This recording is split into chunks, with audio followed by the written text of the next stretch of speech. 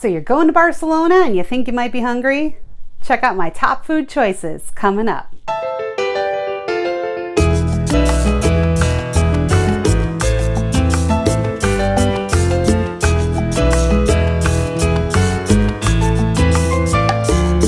I recently came back from Barcelona and had a fabulous time and literally ate my way through the city.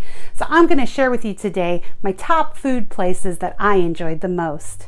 Welcome back to the Traveling Cheesehead. I'm Michelle, and on this channel I share travel planning tips, vlogs, reviews, and recommendations so you can save time, money, and headaches when you travel. So today's episode is all about Barcelona food. I had a great time there. I ate and ate and ate, and I want to share my favorite finds with you. So my first find is Bar del Pi.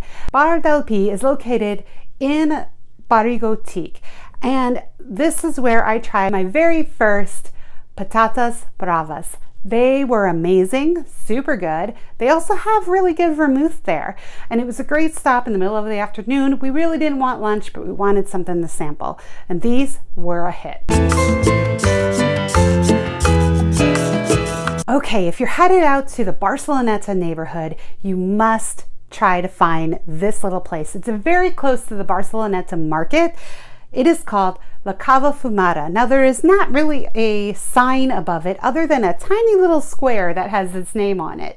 It's mostly locals. If you're not having a full breakfast, they ask that you stand at the bar.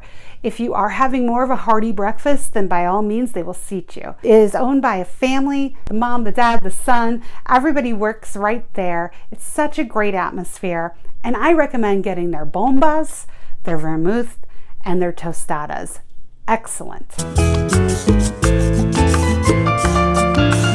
All right, another great place is El Zampagnet. I'm going to put it down here because I'm sure I mispronounced that. And I'll put the links for all of these below. This place was excellent. We stumbled upon it. It's known for its cured meats. It has wonderful cava, as well as really great Spanish olives. There was a line out front waiting for it to open, and that's how we actually discovered it. But wow, were we happy that we did. They open at noon, and like I said, they usually have a line waiting outside at opening. All right, another great place for coffee and chocolates and sweets is La Granja. Now this little place has some Roman ruins right inside of it. So if you request them, they will seat you next to the Roman wall, which is pretty cool. But it was a great place to relax, kind of dark and cozy. Really wonderful place to kind of rest your feet after exploring El Born and Barri Gòtic. While you're out wandering around and in El Born, you're going to want to go check out La Campagna.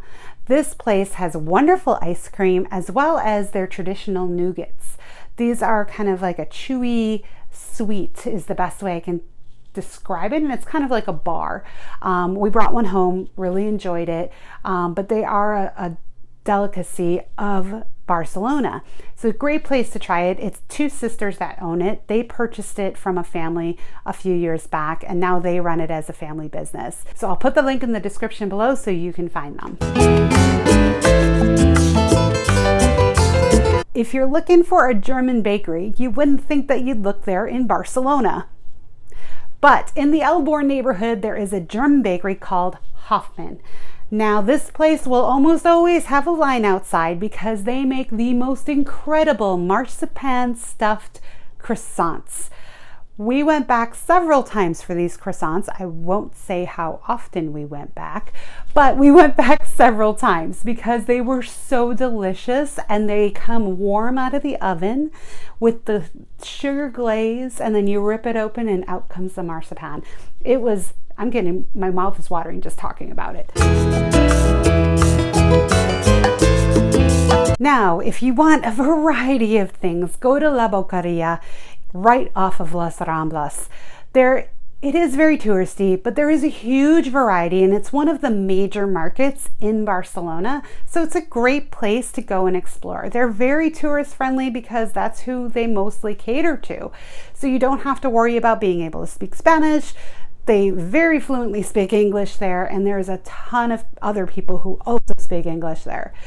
The food is delicious. It is a little bit more pricey than what you would find in other markets, but it's right off the tourist main drag of Las Ramblas, so it's very convenient to go stop in there and sample a lot of variety of foods that you can find nowhere else. Finally, the place that I hunted for and hunted for and hunted for is Dulcenea. The name itself says sweet. Now this was the place that I was looking for because while churros and chocolate are not a specialty of Barcelona, this place is known for one of the best churros and chocolate.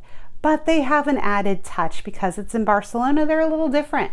So they have the chocolate with the whipped cream, with the churros, and then they have meldorenos, where a churro is very crunchy. The meldoreno is a little softer. But wow, we searched everywhere for this because I had the wrong neighborhood. But it's in Elborn, not in the Gothic Quarter. And we finally found it, and then we went back to it like 3 more times. All right, those are my top food choices for Barcelona. Now, I'm sure I missed a lot. I was only there 5 days, and I did a lot of snacking and sampling. So I'd love to know your favorite food choices in Barcelona. Put them in the comments below. If you found this helpful, smash the like button. I appreciate the feedback. Don't forget to subscribe and ring that notification bell so you don't miss a thing. I post new videos every single week. Follow along for the rest of my vlog from Barcelona right here. And thank you for watching. I look forward to catching you next time on The Traveling Cheesehead. Until then, travel safe.